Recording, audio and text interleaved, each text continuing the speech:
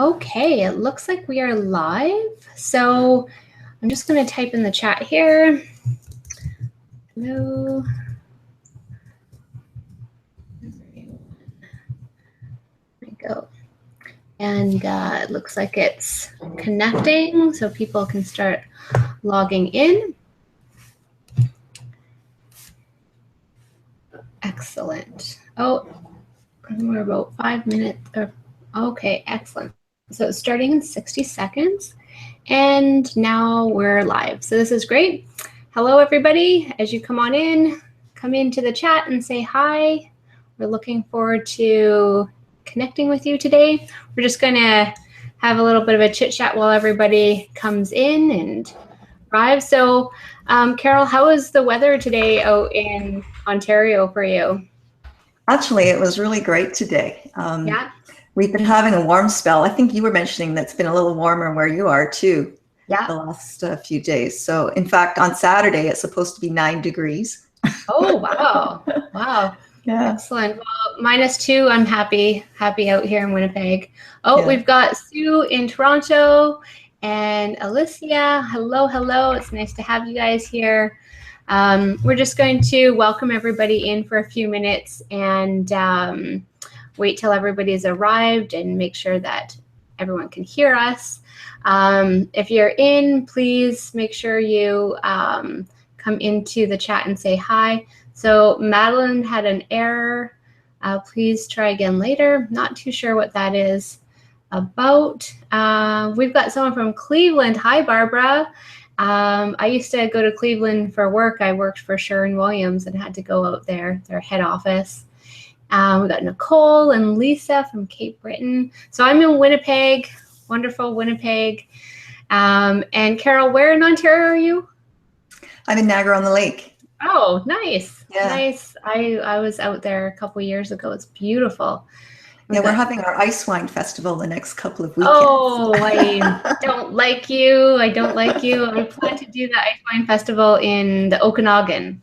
Oh, nice. But I would love to go to Niagara and do the wine tours out there.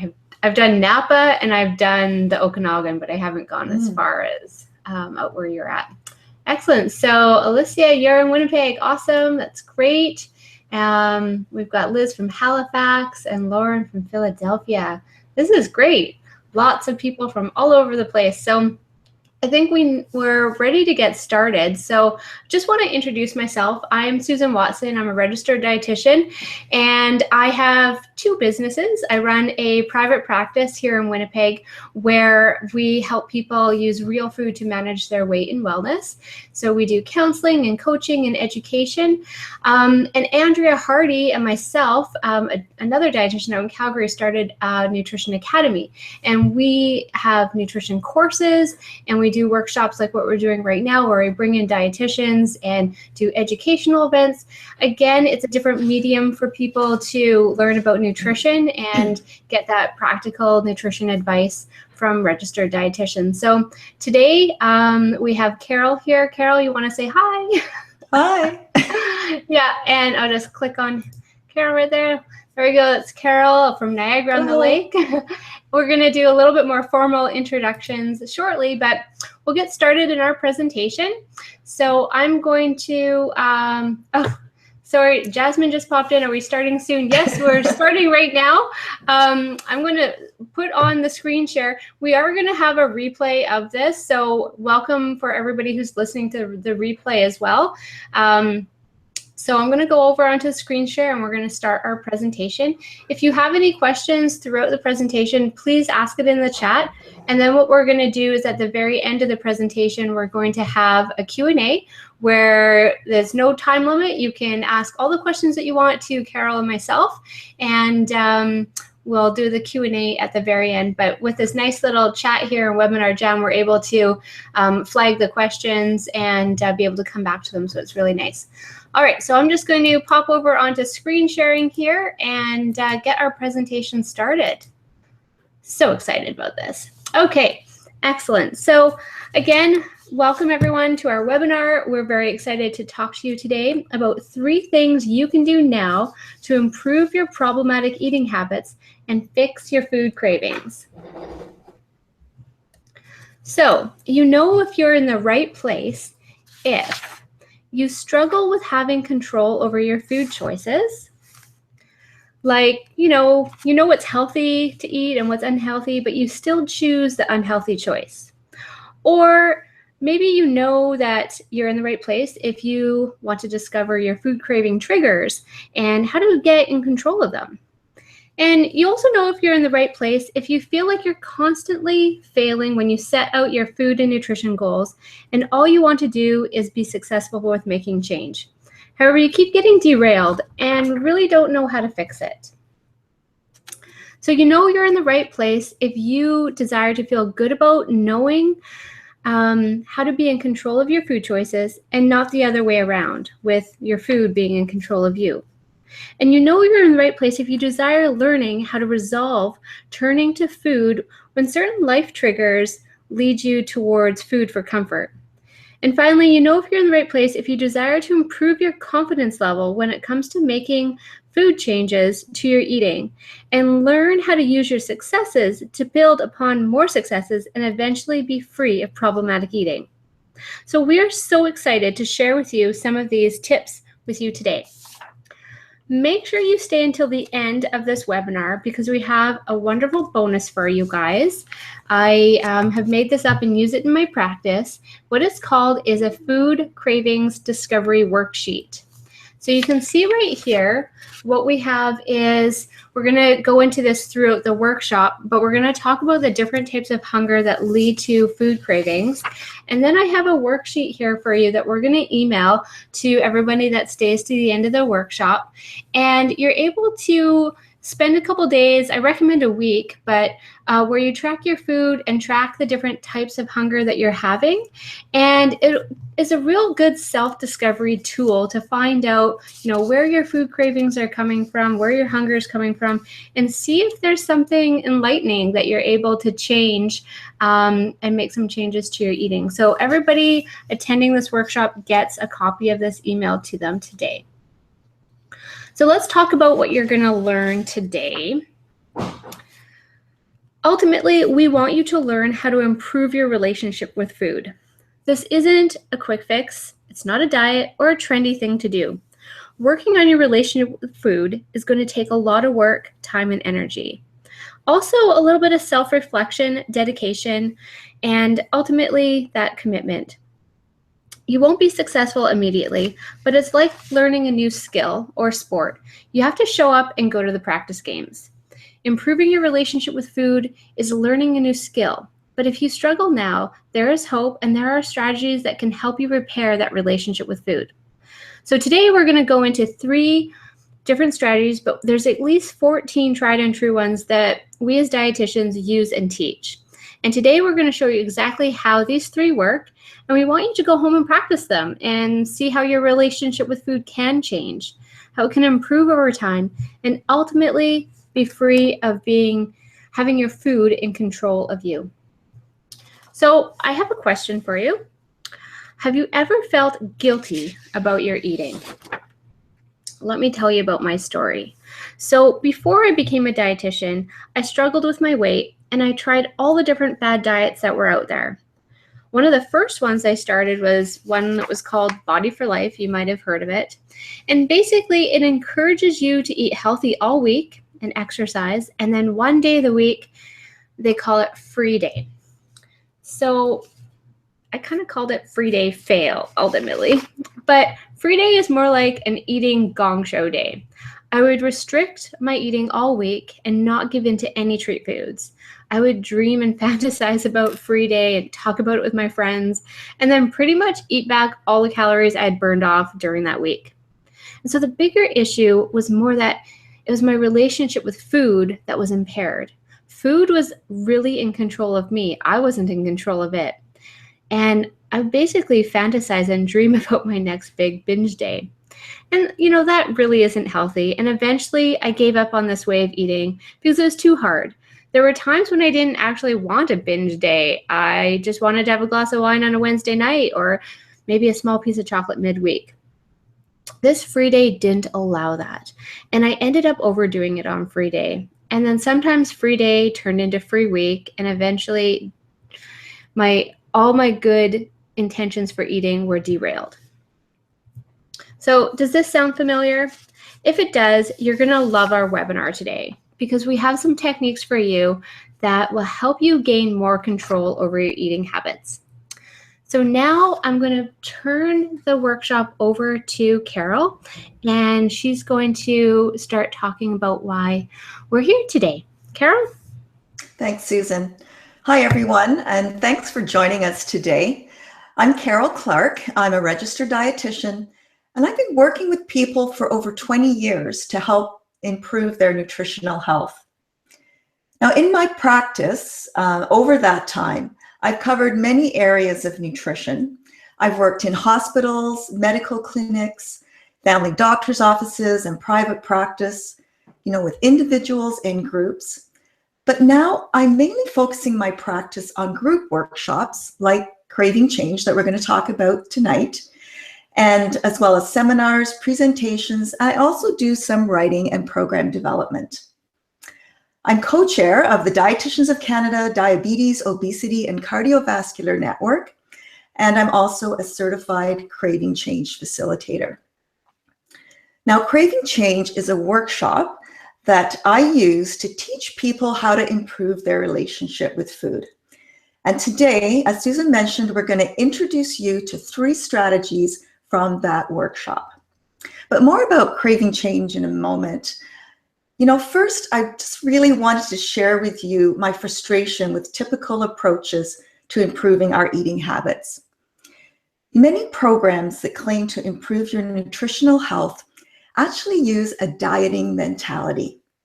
So they might be very prescriptive, often labeling foods as good or bad, and they focus on what, when, and how much to eat, but in a very restrictive manner.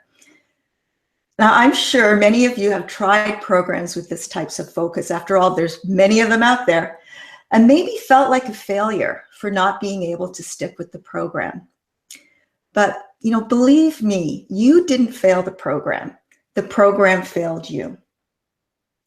Now, as this person here is kind of decide maybe what she's going to eat, most of us know that eating the fruit is a healthier choice than eating the donut. So why do we often choose the donut instead?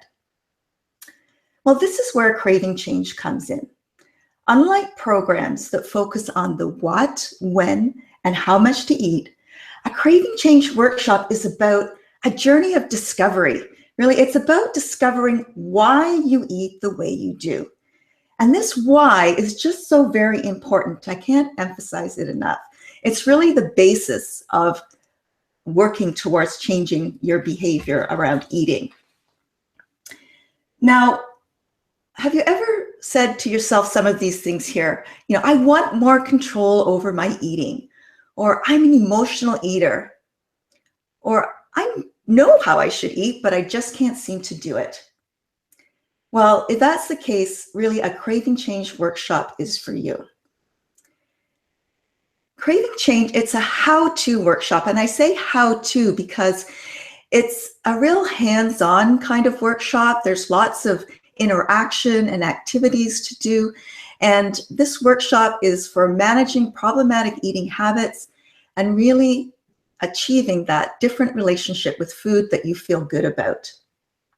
Why do we care about problematic eating habits? They can be harder for you to maintain a weight that feels good for you.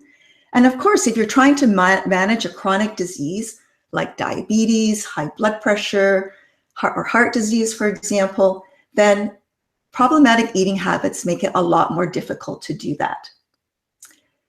So you might be thinking, really, how can this workshop help me? Well, first, it really helps you to understand why it's so hard to change your eating habits. Oftentimes we put, the pressure on ourselves that it's our fault that we can't make these changes, but there's so much going on that impacts our eating habits, then really understanding that can be very enlightening. And then you go on your own discovery journey, as I mentioned, where you uncover your own eating triggers and then learn how you can react to these triggers differently. And most importantly, this program will help you keep those healthier eating behaviors for life. Now, Craving Change is a program that was developed by a registered dietitian, Wendy Shaw, seen here on the right, and a clinical psychologist, Dr. Colleen Cannon, seen here on the left. Their business it's a Canadian business called Craving Change, Inc. And the material that we're talking about today is a licensed trademark program. And just to be aware that the content provided here is not to be distributed further or posted online.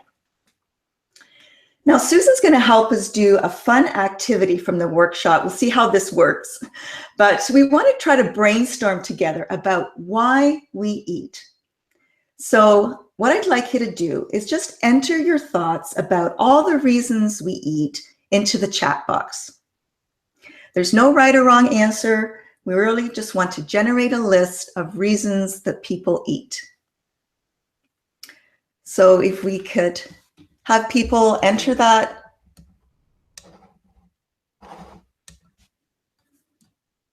Yeah, so here we got hungry, tastes good, parties,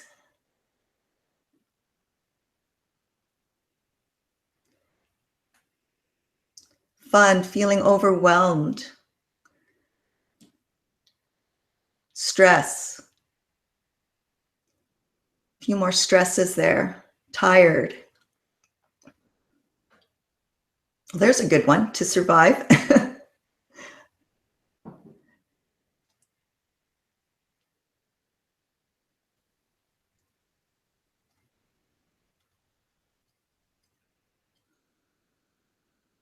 Any more ideas? Just give you another couple of seconds.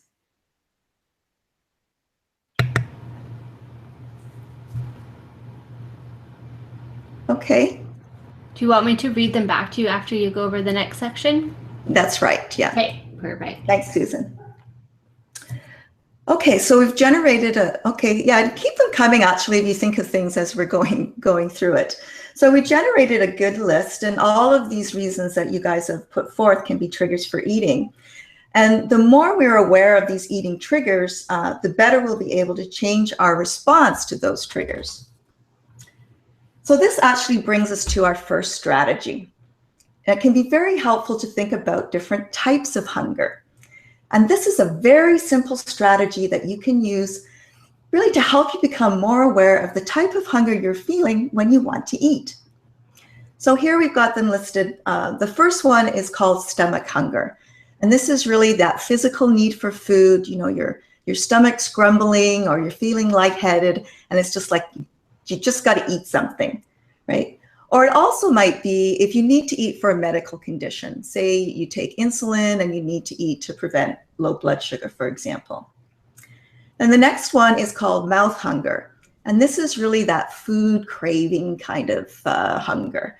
You know, you really want like a specific taste or texture. And, you know, that's feeling like just there's only certain something that's going to do it for you.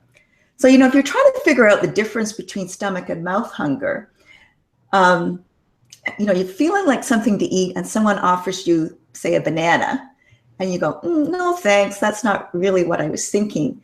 Well, that's not stomach hunger, because if you're really hungry, you're going to eat that banana, right? So then if you're kind of on the fence, no, that's not really what I want something a little different, then that's more mouth hunger.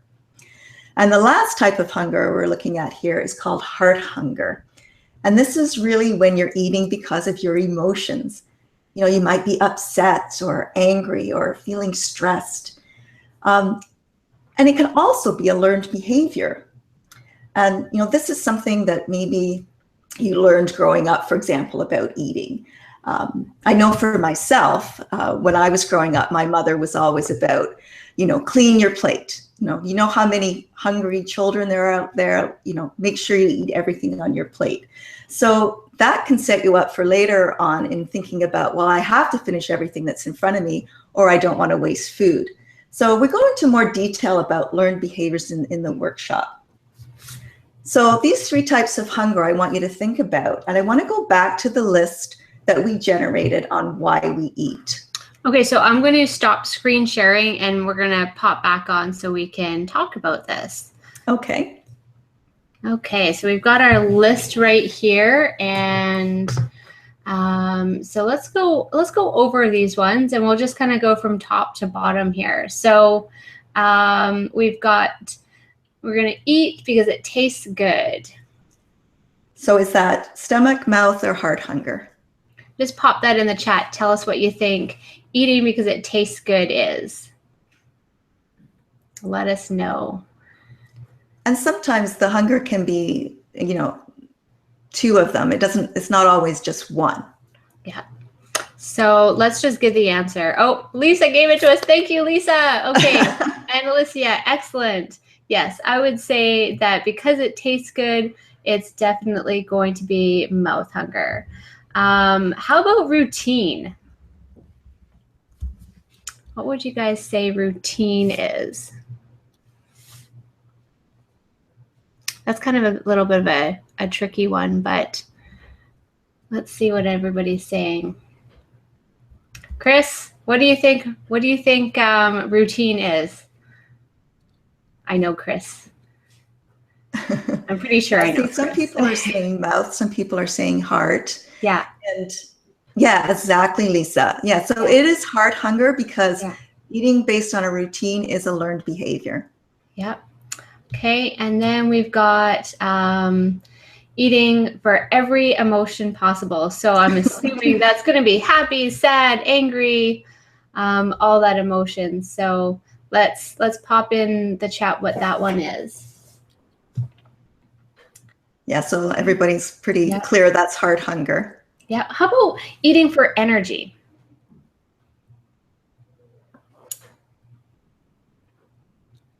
That one usually gets a few people there. Eating for energy, eating for fuel.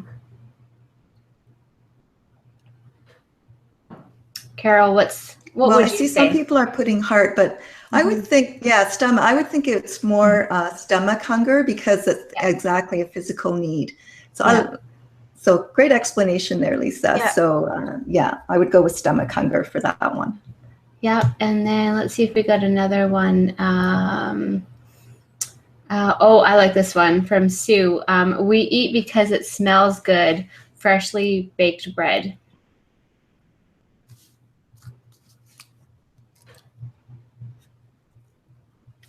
One of the ones I use as an example when I'm teaching this is you just ate your lunch and you're at the mall and you're in the food court and you walk by the Cinnabons, right? And then it's like, you didn't need it, but you want it. So yeah, that one's definitely mouth. What about depression? And we've got celebration. Okay. So okay, go on, Kara. I was just going to repeat again the depression. Yeah, for sure, heart. How about eating because we're bored? Yeah, that's heart. And how about eating because we're tired? Tired is, I know if you stay up too late, you tend to want to have something to eat before you go to bed. Exhausted. And what would you say tired is? Looks like people are saying that it's heart. That could possibly be, could be stomach hunger as well as heart, but it just depends the reason, maybe why you're feeling tired. Emotionally tired, like exhausted tired, or physically tired, right? Yeah. Okay, well, we can wrap it up, Carol. Okay, thanks very much, everyone, for participating. So I was keeping a little score here. but maybe you might have been doing that yourself. And which type of hunger did it seem was mostly coming up there for everybody? What was the predominant reason why we eat? We'll wait for there's sometimes. Yeah, sometimes is there a little bit of a delay sometimes? Yeah. Okay. Yeah, people will pop the answer in there. So yeah, basically we're looking for the predominant reason why we eat. Yeah, it's coming through now. So it's right on. Yeah, absolutely. You can do this kind of exercise, do it with your friends or, your family, and you'll find that heart hunger tends to be the most prominent one. And I just did a little score thing here. So we had 2 mouth, 2 stomach, and five heart hungers in that little exercise. So this, can be a very simple strategy, just asking yourself, is this stomach, mouth, or heart hunger before you eat? And this can really help you become aware of your eating triggers.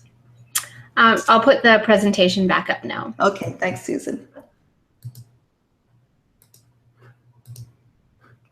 And we'll move on to the next slide there. All right, it should be up. Yeah, so many people who've taken this workshop with me, they say that it's like the missing link in helping them make positive nutrition changes. And why do people have this kind of missing link aha moment?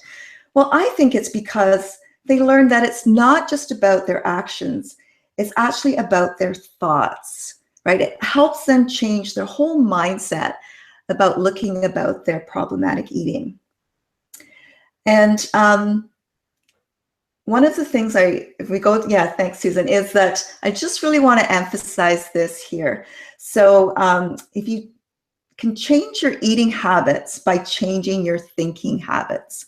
And that's just so key about what craving change is all about. So I'm going to say it again, right? You can change your eating habits by changing your thinking habits. So you might ask, how can you change your thinking habits? Well, there's something called cognitive behavioral theory. Yes? Carol, just a sec. I'm just noticing with my tech here that the screen sharing didn't connect. So I'm just going to pop back on here. And we'll screen share again.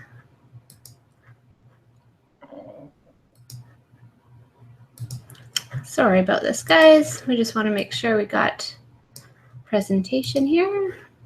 That's why I've got a couple computers up. And we can tell here, okay. There we go. And we'll put it back on. Oops.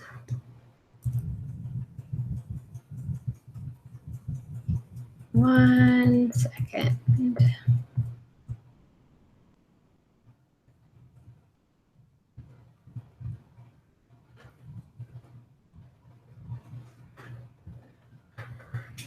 And there we go.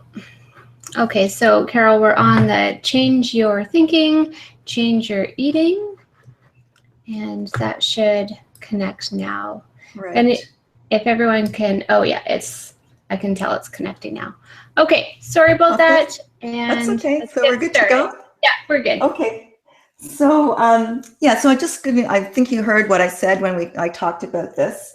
That the craving change workshop becomes, that aha moment for people in thinking about it being the missing link and realizing that if they change their thinking, they can change their eating. So as I said, how can you change your thinking habits? Well, there's something called cognitive behavioral theory, which has been proven to help people make behavior changes. In this case, the behavior we're talking about, of course, is problematic eating. Now, don't let that phrase cognitive behavioral theory freak you out. Let's just look at these 3 circles. So a cognitive behavioral approach suggests that our experiences can be broken down into thoughts, emotions, and behaviors. And as you can see from these overlapping circles, these thoughts, emotions, and behaviors are all interconnected with each other, and they can have a strong impact on each of the thoughts, emotions, and behaviors. So how you think actually can affect how you act and how you feel. And we talk more about this in the workshop. So a craving change workshop shows you how to change your thoughts and behaviors with cognitive behavioral strategies from what we call the change buffet. And as Susan mentioned, there are actually 14 strategies in all. And some of these strategies help you change the way you think, and others will challenge you to act differently or change your behavior. You know, decades of research show that cognitive behavioral techniques really help people make behavior changes. As I mentioned before, a registered dietitian and a psychologist developed this craving change program, and it is now the #1 cognitive behavioral program for problematic eating in Canada. In fact, there's been studies of the craving change workshop itself, and the results show that a majority of participants improve their problematic eating, and these improvements are actually maintained over the longer term. Now, as I mentioned, you know, although the Craving Change Buffet has 14 strategies, not all of them may be for you. You know, but even finding just 3 or 4 strategies that fit your own situation can have a big impact. So we talked about strategy 1 already, about your type of hunger. Now we're going to look at the next strategy, and this one's called follow the 80-20 rule. Now, do you think of yourself as a perfectionist? You know, if you do, then this could actually be causing problems with your eating. Often perfectionists are very rigid thinkers, right? They have that all or nothing attitude. You know, you're on a diet or off a diet. You know, you see things as black or white, no in between. You look at foods as good or bad or allowed or not allowed. And if you're acting this way and then you're kind of following a regimented diet, but then if you're not on that kind of diet, then you kind of feel out of control because the food actually is controlling you, right? And if there's a lapse in that diet, then sometimes people might feel a failure and then go back to their old habits. Oh, that's exactly, I was just going to pipe in there. That's exactly what happened when I was doing the free day, right? I would be all or nothing Monday to Saturday, and then Sunday would come around and it would be, you know, well, it's better be all because I'm getting ready to have nothing throughout the week. So I'm glad that we're talking about this one, because this one rule, or not even rule, just this one strategy is really, for me, has helped me balance out my eating and has really been helpful for our clients, because it's that permission to actually enjoy life and enjoy foods. So, exactly. It can be very liberating. A lot of people really find this concept, you know, very freeing for them. Yeah. And, you know, less rigid thinkers are okay with flexibility, right? They know that no one can be perfect, you know, and that lapses are just, you know, part of what happens in life. And they can make some modifications based on their situation if need be. But the key thing is that they have a greater tendency to establish those long-term healthy eating habits. Now, I think most of you would agree that it's pretty unrealistic, right, to think you can eat perfectly 100% of the time. So that's the 80-20 concept, right? 80% of the time you're making healthier food choices, and 20% of the time you just kind of allow those less healthy foods. But the idea is you're doing this guilt-free, and that is absolutely key as well. It's guilt-free, okay? So now, I just want you to think in mind that, you know, although we call it a rule, as Susan said, it's not really a rule in that sense. I kind of think of it more as a concept, but it really allows flexibility in how you think and eat. And it's really not meant to be interpreted literally like in a numerical calculation. But maybe you can start right now by thinking of a particular eating challenge that you have. And then how you might use the 80-20 concept. I'll give you a couple of examples. Maybe you want to focus on reducing, a less healthy part of your meals. So you might say something like, I can enjoy dessert after dinner on the weekends instead of every day. Or I'll just order the sandwich rather than the meal deal when I eat out. Or maybe you want to focus on reducing, the quantity of things that you eat or drink. You might say something like, I can still have my specialty coffee, but I'll switch to a smaller size. So you still have that enjoyment, but you're making some changes there to, reduce the amount of calories that you're getting. Or I won't keep bulk size bags of chips at home anymore. Instead, I'll maybe pick up a single size bag of chips, maybe 2 times a week when I'm out. So the idea with the 80-20 concept is that you're avoiding those feelings of deprivation. And this is just so important because, feeling deprived can be an emotional trigger for problematic eating. If you think, oh, I can't have that piece of chocolate cake, so instead, you might actually eat the whole cake because you're thinking, well, I'm going to eat this now, but I'm never going to eat it again, so I may as well eat more of it, right? So this can be the problem with thinking about, things in more of the idea that you have to be perfect or depriving yourself. Also, it lets you tell yourself that you can stop even part way into problematic eating episode. Oftentimes, clients say to me, well, if I get into a problem with my eating, I just say to myself, well, I've blown it. I may as well just keep eating. And, this again takes them down a bad road. But if you give yourself permission, even if you start with a problematic eating episode and then tell yourself, okay, I can stop now, then you actually have a sense of partial control, right? So that's the beginning of feeling more in control of the food instead of it being in control of you. And partial control is better than no control at all. That one statement, Carol, has been so helpful for many of our clients because that all or nothing attitude is just, there's no excuse for it. You say you can't have that. Like, you can stop and you can clue in and you can actually, go into a bit of a bad eating episode and stop. And that is still better than all or nothing, right?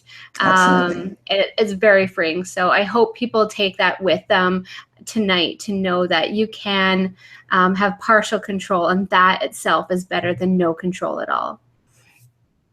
That's for sure. Ready for strategy number 3? Yeah, strategy number 3. So this one is called distract yourself.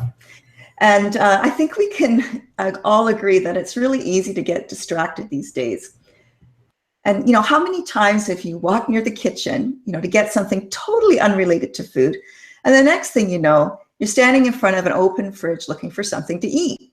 And this can be even more problematic in a lot of the way houses are designed, right? With those open concept kitchens, it's always kind of staring you in the face. But by concentrating on other thoughts, we can actually overpower our food thoughts, right? So distracting yourself can actually be especially useful when emotions are triggering your problematic eating. I want to try a distraction strategy. Actually, we just stay on the other slide for a sec, Susan, thanks. So I just want to try a distraction strategy with you.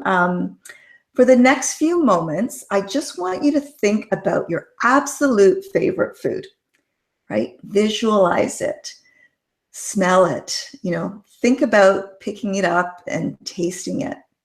Think, what does that taste like? What does it look like? What does it smell like? Get totally, enveloped in that whole feeling. Now continue fantasizing about this favorite food. And at the same time, say the alphabet backwards. Okay, was that hard? I bet you weren't still thinking about your favorite food when your mind was busy with that mental exercise of saying the alphabet backwards. But maybe you're saying to yourself, well, saying the alphabet backwards is just weird. But it's just an example, but what's really important is for you to come up with your own list of distractions that has meaning for you. And just a couple of other ideas might be, say, like for gardeners, maybe you try to think of the name of a flower for each letter of the alphabet. Or sports fans, maybe think of the numbers worn by the players of your favorite team. Another way to distract ourselves from eating is by doing some other activity, right? That shifts our interest away from food. So if, say, watching TV at night is kind of a trigger for you to want a snack, then maybe doing some work with your hands that is kind of incongruent with eating, like needlework or a puzzle or something like that, will be, shifting your gears to a different activity that can distract you. Now, Susan, I don't know about yourself in terms of your clients. Have any of them used this distraction technique or talked to you about how they've used it? Oh, absolutely. So I know I have one client that has in the living room a Sudoku book. So when those cravings kick in, it's like, well, I've got to go do one puzzle first before I actually give into that craving. And sometimes it works, and sometimes that craving is gone after, and sometimes it's not. So, and that is okay. And I think it's okay to know that. But at least putting that effort forward to distract yourself is really important. Myself, sometimes actually I have this myself. I have a list of things that need to get done around the house, and I put it on the fridge or the pantry door. And it's for me and my husband, because he likes to go to the cupboard and just open it up and be like, like going to the cupboard because he's bored. But this way, it's like it makes him know, like, there is a list of things to do, and maybe go try to do one of those first. And most often the distraction takes over and you get caught up with something else, and that mindless eating or that craving has gone. So yeah, those are two strategies that we've used. Great. So if we go to the next slide, we can really look at how we can think of distractions in 3 ways, right? So first is challenge your mind to shift your thinking. And there's a couple of examples there. Or you can shift your location, right, to get away from food. You go out for a walk, right, or go into a different room, do something else. And then you can shift gears to an activity, just as Susan described. So in summary, this is how you would use the distract yourself technique. So you're going to make a list of distractions that make sense to you, right? So somebody else's distractions might not make sense to you based on what's going on in your life. So you've got to make your own list of distractions. And then you've got to put that list in places where you often eat when you're not physically hungry, just like Susan mentioned about sticking it to the inside of a cabinet door where some, favorite treats are perhaps. And then you need to maybe try some different ideas. So don't be discouraged if the first few distractions that you come up really don't work for you. Just keep trying different ones till you find something that really hits home for you. So now we've had a few sample strategies from the Craving Change workshop, right? So, but what I really wanted to do here was just to kind of share with you the key elements of the workshop. So you can see them here. We're talking about a discovery journey in this workshop. So we're going to really explore factors that influence our eating behaviors. And then just this awareness is amazing for people. And again, their own journey in terms of what are your own particular eating triggers. And remember those learned behaviors we talked about? Well, we can actually learn how to unlearn those. And that, can make a big change for people. We talk more about the cognitive behavioral approach and understand all the strategies on the Change Buffet. But we actually share and apply these strategies. So you'll get to work with other people that are in the workshop and really learn from each other, which is the fantastic thing about working with a group. We'll talk about preventing relapse and really how to write good goals. And then most importantly, keeping those behavior changes long-term. Yeah, Sorry, I was going to say, most people complain that they make that short-term change, but we really go into those long-term changes. Absolutely. So thank you for listening, everyone. And that's all I wanted to share with you today. So Susan, I'll turn it back to you. Okay, excellent.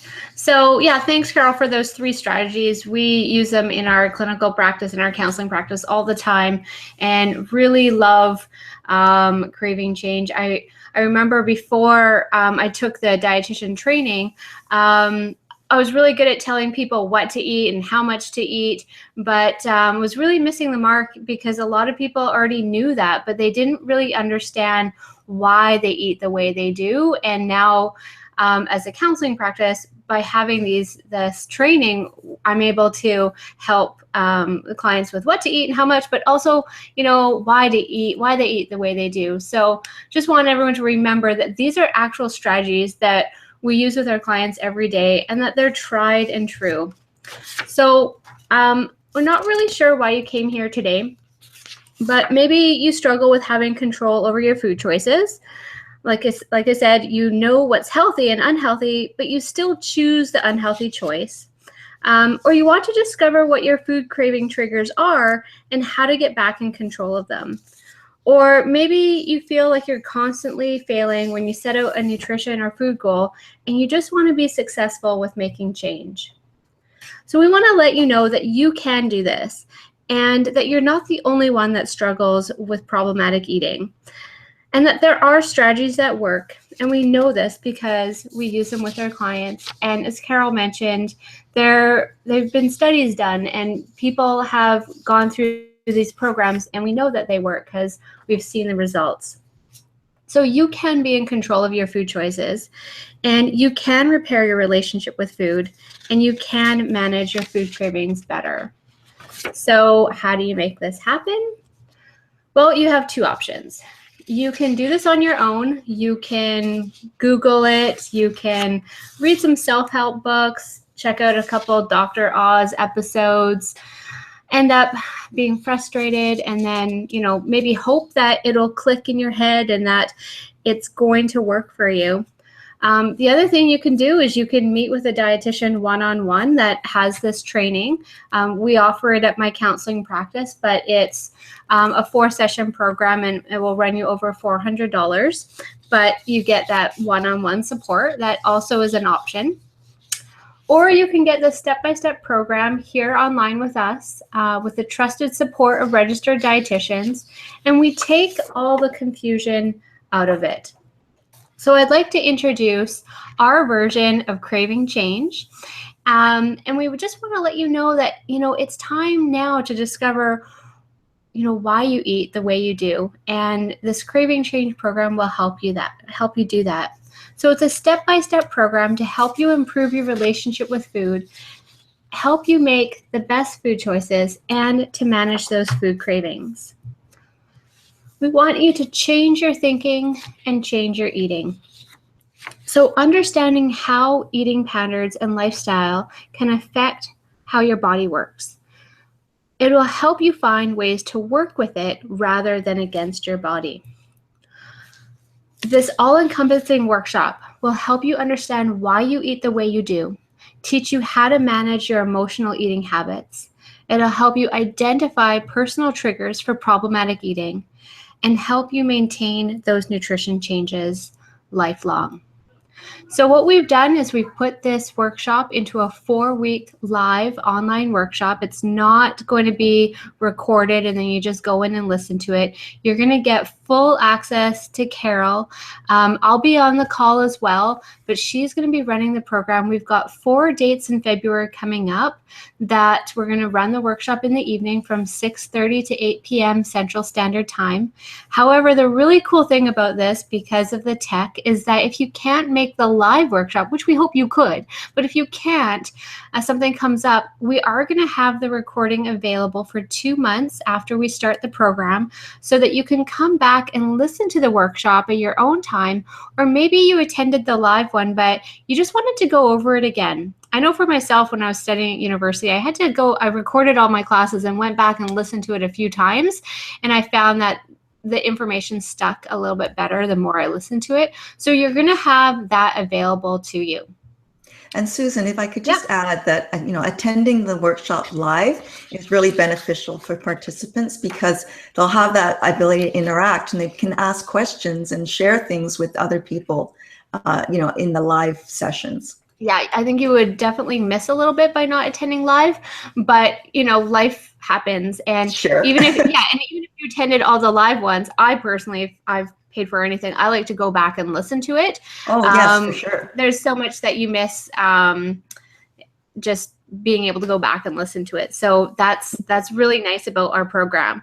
Yes, If you have if you go to the live ones that are offered through the healthcare system, or I see live workshops with this program in the different provinces, but you attend it once and then that's it, right? Like if you want to go back and you can't re-listen to a live workshop. So this way, being online, you can. Yeah. So we basically want you to banish that guilt, and we want you to feel confident with your eating habits. Saying no to temptation takes more than willpower, and craving change will help you understand your behaviors and create solutions to help curb your problematic eating behaviors. So let's ditch the diet this year in 2017. And craving change is all about understanding your behaviors that are going to empower you. And you probably know that making healthy choices is a unique challenge. I mean, you can quit drinking alcohol or smoking cigarettes and still live, but you can't quit eating. You have to eat. With food, it's a matter of making healthy choices and controlling food portions. And to do this successfully, you may need to change your relationship with food. So our 3 objectives of the Craving Change program are to help you become more aware of your own personal problematic eating triggers, to introduce to you techniques and skills that you can use for dealing with these eating triggers and for changing your uncomfortable eating responses, and also to teach you strategies that will assist you in maintaining long-term positive, healthy relationship with food. So this is the most exciting part, is our webinar deal. So for everybody who's listening to this webinar live as well as the replay, we are offering $50 off our program. We're only offering it until Sunday, January 22nd, but once the webinar deal is over, the course is $197. As I mentioned, when we do this with one-on-one and counseling practices, it's about $120 per session. So this is a really, really good deal. And right now we're offering it for $147 with a $50 off. So what you're going to get is the 4 90-minute live sessions with expert craving change facilitator Carol Clark. And this is going to be interesting how we're going to do it, but we actually are going to give you the Craving Change workbook and we're going to mail it to you. So anywhere in the world you are listening from or we are going to mail this workbook to you. So if you're far away from Canada, you want to make sure you register and let us know right away so we can get that book mailed out to you. But were you going to say something about the book, Carol? Yeah, actually I was. It's actually about 60 pages of information, and basically it takes you, gives you the worksheets and gives you the main points that we talk about in the workshop sessions. So you'll always have that as well to use as a reference, and it's just really an excellent resource. Yes, and I wanted to kind of have a modified version that we could do in session, but Carol is very adamant about how good this book is and wanting to mail it out to all of you. So this is going to be a really nice, unique feature to our program. So as we mentioned, you're going to have exclusive replay access to all the content and material for 2 months after the course.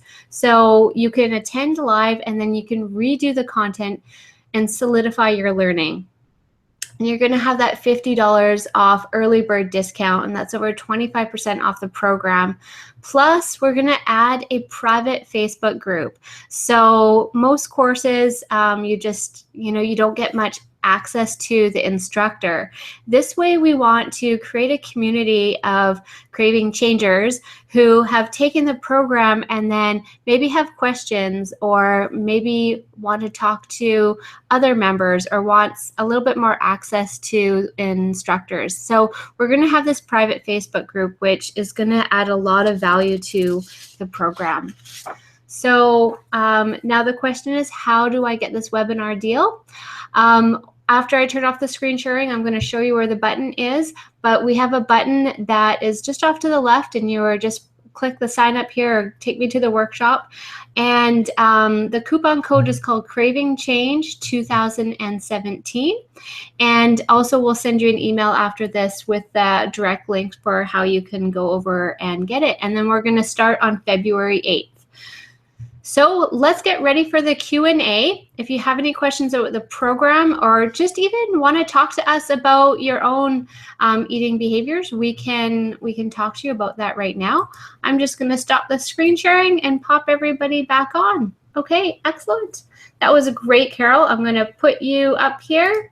And I'm going to just check the chat now. So yeah, let's hear some questions from everybody and maybe hear about some experiences that you're struggling with right now when it comes to problematic eating, and maybe we can give you a little bit of a few tips here while we have you here on the chat if anybody wants to talk about it. Has anybody tried the free day method versus maybe the 80-20 rule?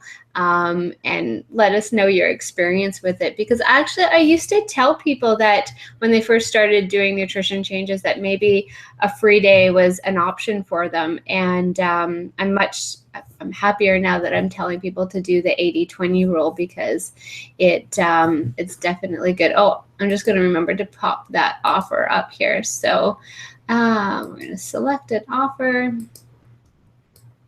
Oh, create a new offer on the fly. It's not loading, of course, so that's okay. We're going to make sure that we send you a link to the offer that we have there. So, all right, so there's a question there for you, Carol, from Jasmine, if you want to read that out. So Jasmine said she lost 170 pounds using diet and exercise.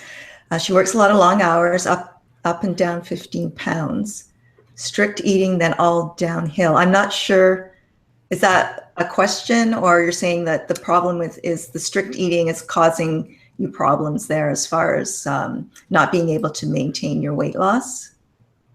Is that what you interpret that, Susan? Probably that's more of just a struggle that she's having.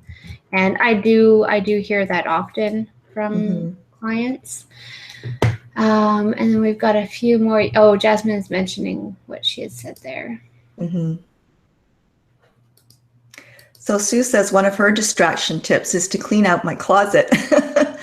Takes lots of hours, or give myself a manicure, because you can't eat with wet nails, right? That's good tips, Sue. Yep. Very true. And Chris is struggling. She has diabetes.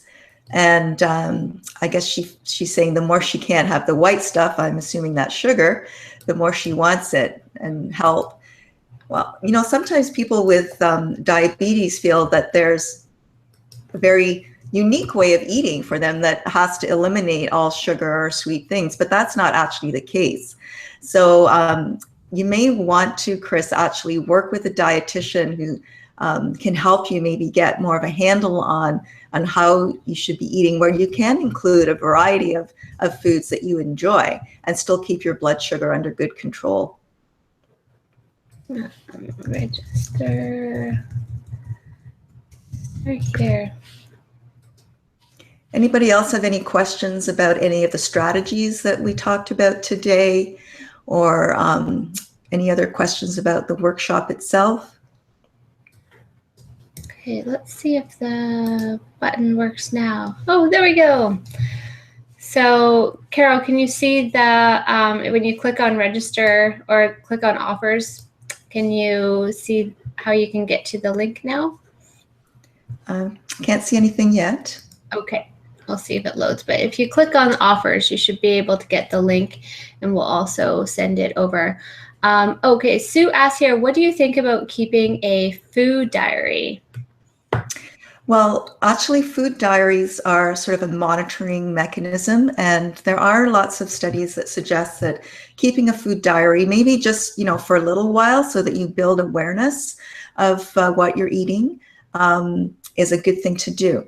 And we actually use a sort of modified version of that technique in the Craving Change program, where when you have a problematic eating episode, you're putting down more information about not just what you ate, but what were you feeling when that started, and how are you feeling afterwards? And it's a really great way to help you, understand what those triggers are that led to that problematic eating episode. So it's sort of like an expanded food diary. Yeah, and I like food journaling, and Carol, you can correct me if I'm wrong here, but for weight management, people who food journal are 3 times more successful at achieving their goals who journal. And mostly it's because it's every day, every meal accountability, right? And people make better choices when they're jotting it down. It's like, oh, I don't want to write it down. So I do like food journaling. It's a high burden. It's a high burden load. But when we take a look at the weight loss registry, people who have lost more than 30 pounds and kept it off, I think it's more than 3 or 5 years. One of the things that they mention is that most of those people are journaling. So I think it's good to do. So Bev, she asks here, do we have to sign up now to get the deal? No, you're going to have until January 22nd, midnight. So that's Sunday in a couple days. So you can come back and listen to it and decide. But we'll send you a few email reminders too for purchasing that. But yeah, you don't have to purchase right now. It's kind of late probably wherever you are. So that's okay. Yeah, thank you, Chris. Thank you, Sue, Anar. We're so happy to have you, and Jasmine, everybody that attended today. It's great to connect with you guys. But we're at that 1 hour mark now. So if you have any questions, feel free to email me, info@nutritionacademy.co. and you'll get myself. And Carol, did you want to give out your contact information at all, or just if they email me, I'll pass it on to you? Yeah, that might be the best way to do it, Susan, okay, if you don't mind. Yeah, not a problem. I don't know your email off the top of my head, so I won't give that out. But yeah, if you guys have any more questions, please let us know, and hopefully we'll see you on February 8th inside our course, and we can check with you. Okay. Oh, we got one more question here. Diana, thank you. Just wanted to check, would taking this modified Craving Change workshop allow me to become a certified Craving Change facilitator? No, this course is designed for people that want to improve their relationship with food. And it's not even a modified version. It's actually the full version of Craving Change, just as if you would take it at the hospital or in a public health setting, or with another dietitian in a private practice. There's nothing that's changed about it. We're just doing it online versus a live workshop. So if you wanted to become a certified Craving Change facilitator like Carol and myself, you would have to go to the Craving Change website and purchase their training package and get certified and write their exams to become qualified to teach like we are right here. And Lisa just says, what about the worksheets you spoke of at the beginning of the session? We are going to email them to you. There's some, is it intellectual property issues, I guess, or restrictions, and we're not posting it anywhere online. So this will be emailed directly to you after the workshop.